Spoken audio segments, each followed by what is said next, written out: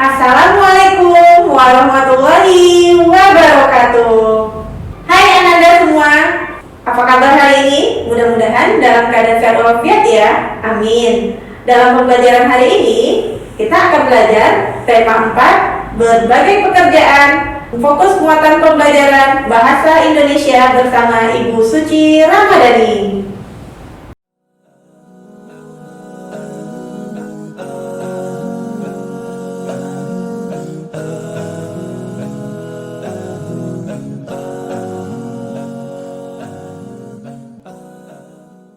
Nah, pelajaran kita hari ini yaitu fokus pembelajaran muatan pelajaran Bahasa Indonesia.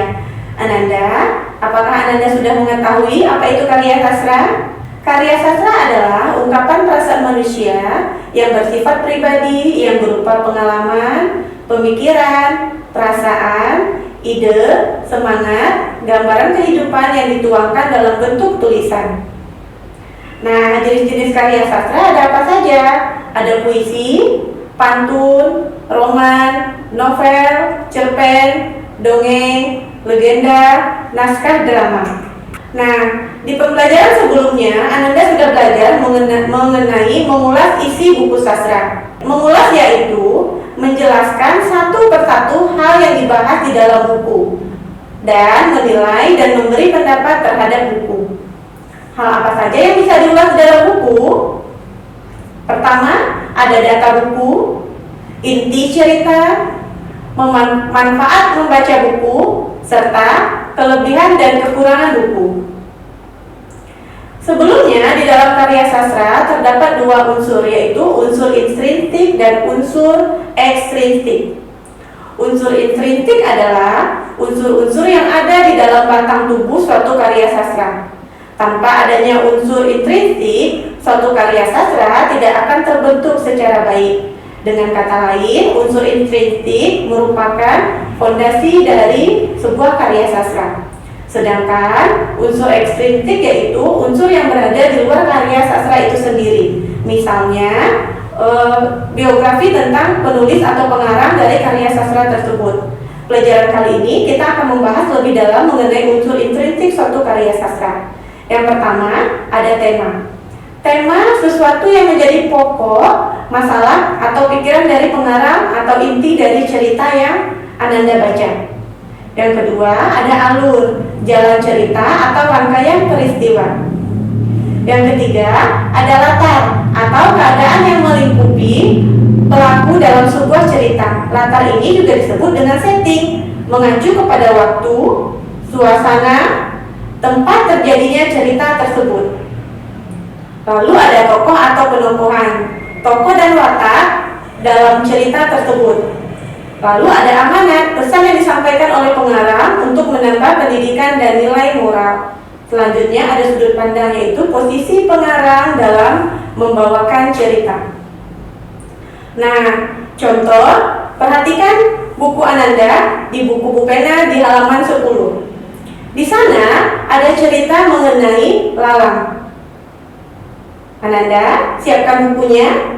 Silakan dibaca terlebih dahulu ceritanya mengenai cerita si lalang. Oke. Di dalam cerita si lalang tersebut ada dua tokoh di sana, yaitu ada nama tokohnya Lalang dan ada nama tokohnya Loreng. Tokoh itu dibagi dua, yaitu yang pertama tokoh utama dan tokoh pembantu. Kenapa Lalang di sana dikatakan sebagai tokoh utama? Karena tokoh utama itu dia selalu hadir dalam cerita. Dari awal cerita hingga akhir cerita, tokoh tersebut selalu dibicarakan atau inti pokok ceritanya pada si Lalang. Sementara si Loreng dinyatakan sebagai tokoh pembantu, yaitu si Loreng hanya hadir mungkin di awal cerita atau di akhir cerita. Tidak menceritakan, kisah itu tidak menceritakan tentang si Loreng.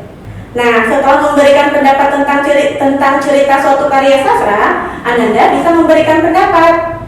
Lalu, langkah apa yang harus Ananda lakukan untuk memberikan pendapat terhadap perilaku tokoh? Misalnya, 1. Membaca dengan seksama jalan cerita, memperhatikan perkataan dan perbuatan tokoh, memperhatikan gambaran lingkungan kehidupan tokoh. Nah, di dalam sebuah cerita itu, nanti Ananda akan dapat menyimpulkan bahwa misalnya, perilaku tokoh itu dia baik, pemarah, tidak sombong. Lalu memberi pendapat tentang inti cerita. Tadi kalau sebelumnya Ananda memberi pendapat mengenai watak tokoh, Ananda juga bisa memberi pendapat tentang inti cerita. Bagaimana langkah-langkah untuk menentukannya? Yang pertama, bacalah cerita dengan cermat. Yang kedua, carilah paragraf yang memuat permasalahan. Yang ketiga, carilah penyebab awal munculnya permasalahan tersebut. Dan yang terakhir, carilah bagaimana permasalahan diselesaikan. Dan di dalam sebuah karya sastra juga terdapat pesan moral. Apa saja pesan moralnya? Bagaimana cara mengetahuinya? Yaitu semua cerita yang akan ditentukan, dan baik itu tema, alur, latar maupun pesan moralnya, yaitu Ananda harus membaca karya sastra itu terlebih dahulu. 1. Membaca cerita dengan cermat. 2. Mencermati peristiwa dan kalimat yang mengandung saran, nasihat, pesan, dan anjuran. 3. Membuat kalimat kesimpulan dari peristiwa atau kalimat yang mengandung saran, nasihat, pesan, dan anjuran-anjuran dengan bahasa sendiri. Nah, perhatikan. Di sini, Bu Guru mengambil contoh tentang sebuah karya sastra dongeng, yaitu cerita Malin Kundang. Apakah Anda sudah mengetahui bagaimana kisah cerita Malin Kundang? Nah, betul. Cerita Malin Kundang itu berkisah tentang seorang anak laki-laki yang durhaka terhadap orang tuanya. Ketika itu, dia pergi merantau, dan setelah dia sukses, dia tidak mengakui orang tuanya.